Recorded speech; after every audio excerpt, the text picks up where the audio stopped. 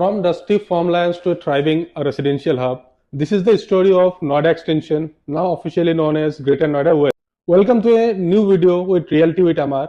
इस वीडियो में हम लोग इन डेप्थ डिस्क्रिप्शन करेंगे अबाउट नोएडा एक्सटेंशन, कैसे स्टार्ट हुआ था, करंट टाइम में क्या उसका स्टेटस है and in the mean time उसको कैसे प्रोग्रेस हुआ in the both commercial and residential aspect. Noida establish हुआ था 1976 में as a plan industrial city and 1991 में एस्टेब्लिश हुआ था greater Noida as a planned city.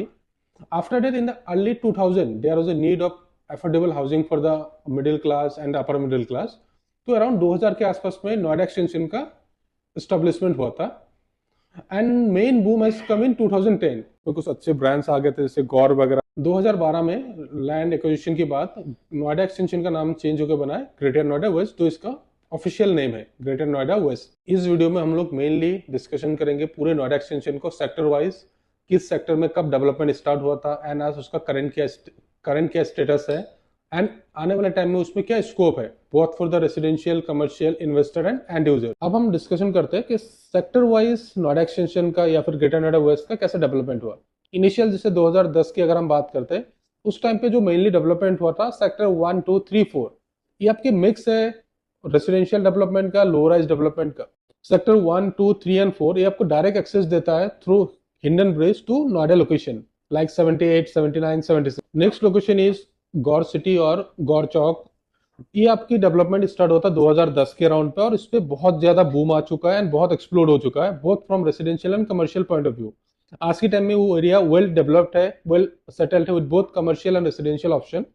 And इस पे बात करते हैं मेनली आपकी अफोर्डेबल हाउसिंग आती है जो लॉन्चिंग के टाइम पे अराउंड रेट था 1800 तो लेके 2200 के बीच में इनकी प्राइसिंग थी। दूसरी जो हमारी मेन आपकी डेवलपमेंट सेक्टर आता है sector 16, 16A, 16B and 16C।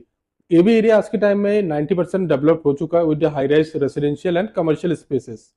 अगर हम इस बेल्ट की बात करेंगे अराउंड 17 रनिंग कमर्शियल मॉल्स है स्पेसेस, जिसमें से आज के टाइम में 8 से 10 ऑपरेशनल हो चुका है।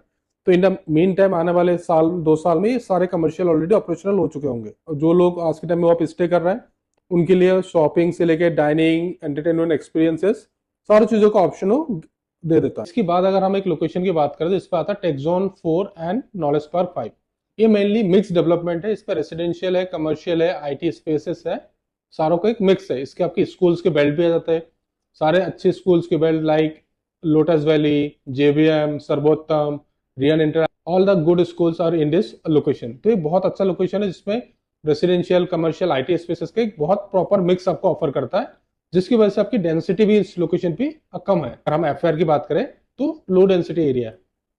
इन फ्यूचर आने वाले टाइम में नोएडा एक्सटेंशन में क्या स्कोप है, तो मेनली 2 सेक्टर से जो अभी डेवलपिंग फेज पे, जैसे सेक्टर 10 और सेक्टर 12। आपने न्यूज में भी देखे होंगे सेक्टर 10-12 में कुछ रिसेंट डेवलपमेंट्स आए हुए जिसमें आपकी गोदरेज ने एंट्री लिया, एल्डिको ने लिया, एस की प्रोजेक्ट्स है। तो इस तरह का चीजें अभी जो लग्जरी में लोग एक्सप्लोर करना चाह रहे हैं नोएडा एक्सटेंशन के अंदर, तो ये सेक्टर 10 और 12 में आपकी सारे प्रोजेक्ट्स आ जाएंगे जिसपे आपको प्रीमियम हाउसिंग की ऑप्शन देता है।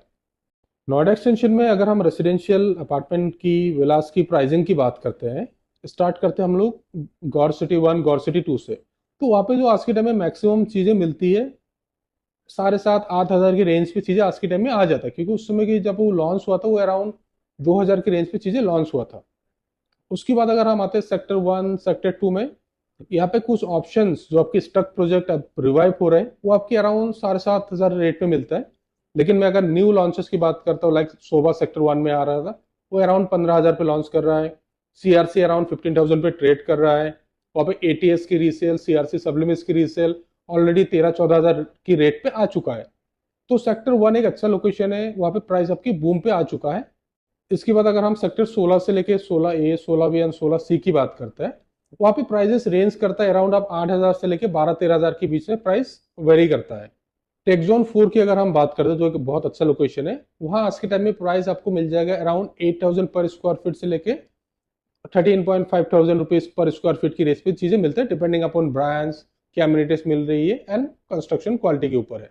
फ्यूचर लोकेशन जैसे सेक्टर 10 और 12 की बात करते हैं तो आज के टाइम में वहाँ पे ऑन एन एवरेज 12,000 रुपए का रेट आ चुका है। अगर हम कंक्लूजन की बात करते हैं, इन शॉर्ट नोएडा एक्सटेंशन या फिर ग्रेटर नोएडा वेस्ट स्टार्ट हुआ था एज एन अफोर्डेबल हाउसिंग, लेकिन टाइम के साथ नोएडा एक्सटेंशन ने अपने आप को ग्रो किया या कि इन्वेस्टर्स को ग्रो करने का मौका दिया और आने वाले फ्यूचर में भी इसमें अभी स्कोप है, जैसे सेक्टर 1 हो गया, सेक्टर 10-12, इसमें भी अभी इन्वेस्टमेंट की स्कोप है। मेनली एस्टेब्लिश हुआ था एज एन अफोर्डेबल हाउसिंग, लेकिन with time it also gives the option of premium housing, offices, retail experiences and all those things. And finally अगर हम कहते हैं तो आज के टाइम में नोएडा एक्सटेंशन एक वेल डेवलप्ड सिटी है with good connectivity, roads, proposed metro, schools, colleges, hospitals. So it is a good location. Thank you for watching the video. इस वीडियो में अगर आपको लगा कुछ पॉइंट मेरे से मिस हुआ है, then please do let me know in the comment section so that my coming videos I will update.